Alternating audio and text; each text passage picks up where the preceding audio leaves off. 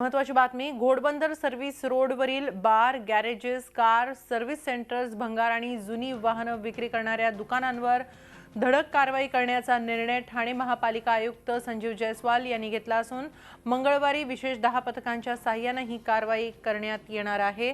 ज्या ठिकाणी बारच्या वर राहतं घर असेल त्या संबंधिताची व्यवस्था तात्पुरत्या स्वरूपात रेंटल हाऊसिंगच्या सदनिकांमध्ये करण्याच्या सूचना जयस्वाल यांनी दिल्या। दरम्यान या कारवाईचं चित्रीकरण ड्रोन कॅमेराद्वारे करण्यात येणार असल्याचं समजतंय। यासाठीची बैठक मंगळवारी आयुक्तांच्या दालनात पार पडली। आपण याबाबत अधिक माहिती घेऊया आमचे प्रतिनिधी कपिल राऊत यांच्याकडून। कपिल, महापालिका आयुक्तांच्या या नव्या कारवाईबाबत काय सविस्तर माहिती आहे?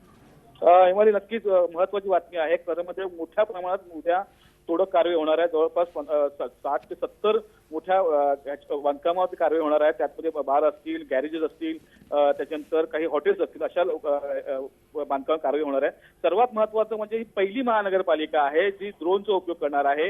यामागचा उद्देश असाच आहे का कामामध्ये पारदर्शकता असावी आणि त्याचबरोबर जे काही फुटेज असतील, जे काही व्हिज्युअल्स असतील ते आपल्या माहितीसाठी पालिकेच्या अभ्यासासाठी राखून ठेवावे या उद्देशाने ड्रोनचा उपयोग केला जाणार आहे। त्याचबरोबर 10 मोठे कॅमेरे असणार आहे व्हिज्युअली आणि ह्या पूर्ण देखरेखीखाली उद्याची कारवाई मोठ्या प्रमाणात होणार आहे। हिमाली, धन्यवाद कपिल, आपण दिलेल्या सगळ्या माहितीबद्दल।